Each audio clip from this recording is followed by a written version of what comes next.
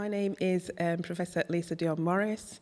I am the founder and director of the Black Female Academics Network. Please call me LDM.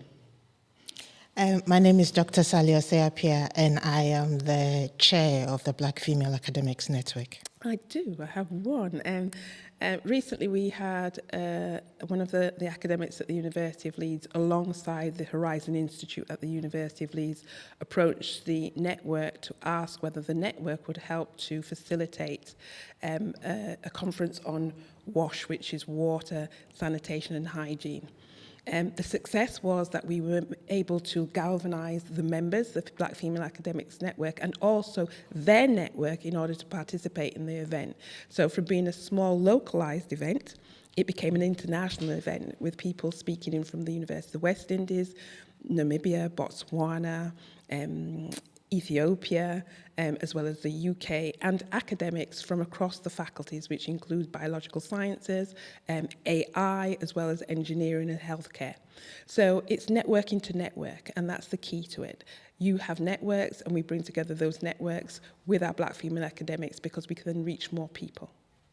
Okay, so LDM earlier mentioned that we are working with Technopolis and then Vitae on the next research, what's that, the REF, the next REF in a few years to come, REF 2029? 2029. People, culture, and environment. So we are working to determine the appropriate set of categories that will be used for the people, culture, and environment aspect of the REF. And I think that, so one of the things that we are doing as a network is working with these two organizations. One is representation on that organization at a very high level, because this is going to be something that the output of the consultation that we are having with these two organizations is going to be used in the REF that will apply to all universities across the UK. So this gives us an opportunity to really feed into the categories that are agreed upon and ensure that those categories also align with what helps our members. Because oftentimes we are invisible, we are very hyper-visible in the schools and the universities that we have, but we remain invisible because our views are not sought after, our ideas are not valued. But this gives us an opportunity to really feed into such a high-level document that is going to be used across the UK. And I think that's one of the ways that the network is helping to sort of embed a bit more of equity and diversity and inclusion into, something that applies to all universities in the UK. So in terms of strategies, I think with all strategic implementation programs, you need a vision. And the vision is to ensure that as Black female academics, we have a seat at the top table. And a seat at the top table is an influential one. I don't believe in power, but I do really lean into the importance of influence. Yeah. And I think having the influence is really important. So a seat at the top table is essential. With our strategy moving forward, it's really important for our members to understand the vision includes them as a team member. And being a team member also means that you are leading research as well as contributing to research. So having that vision of both contributors and leaders is essential. So again, as I said before, we do consultancy, we do partnerships and collaborations, knowing that we know the difference between the three, and also facilitation, being able to help to coordinate, organise events, have our members at these events, and also feed into analytical documents that are going to influence the lives and lived experiences of academics throughout the UK and beyond. We work not just on a UK level, but we work with academics, female academics globally. So we have partnerships, interactions, as well as good working relationships with black females around the globe, from the global north to the global south. So knowing that we have those connections, those networks is essential in order for other people to make that decision whether they would like to work with us.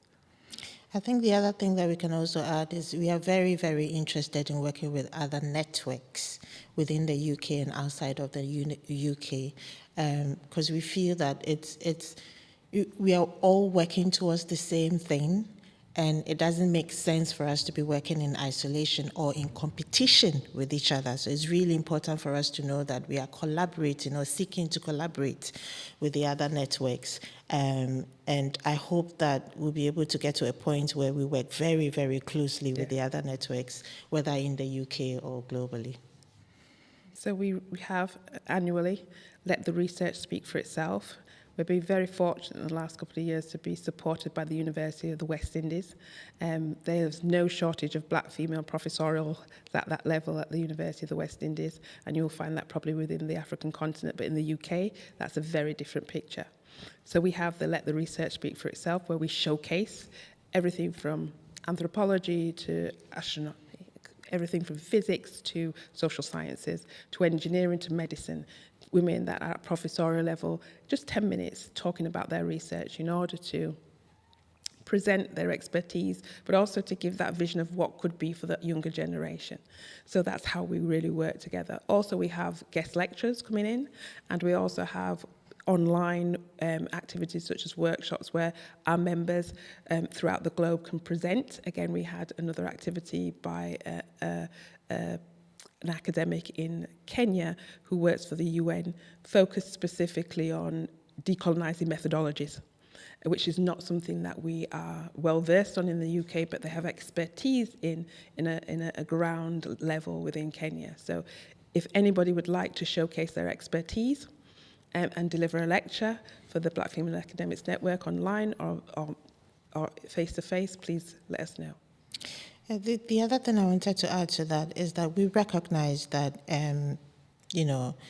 being invisible is one of the things that is working against Black female academics. And so we have a LinkedIn page, and one thing we really try to do is to make visible the achievements and the activities of our members. And so we are always posting what our members are doing and trying to promote it across the social media platforms that we have. We've also started the BFAN Insight series recently. Yeah, I'm loving the BFAN Insight series. It's just one way of trying to make visible the Black female academics in the UK and outside of the UK. So it's one way that we want to try and address the particular issues that we face and make our members visible. And in bringing all of us together, I think that would also help. And just to add to that, we have a weekly blog, and it really is a reflection of the experiences, everything from underrepresentation or how to deal with challenges to your leadership and management, more so than anything else. So these blogs on a weekly basis just gives our members and anybody who feels that they're in a position of strength or weakness an opportunity to listen to diverse thought leaders, most importantly to gain some further strategies or techniques or approaches of how to deal with the complex challenges that are ours as academics. Yeah. Well, join the LinkedIn page. And join the membership. That's the key to it. Or just reach out. Reach out. Many organisations have reached out to us, specifically to the REF work. I'm keen to do some activities and some work within the area of TEF, because I think teaching in academia is equal to research in academia. So the teaching aspect of it, just to reach out to us and see if we can co-create, co-produce and co-disseminate. We are very nice people, so. And that's the key. Excellent. Thank you.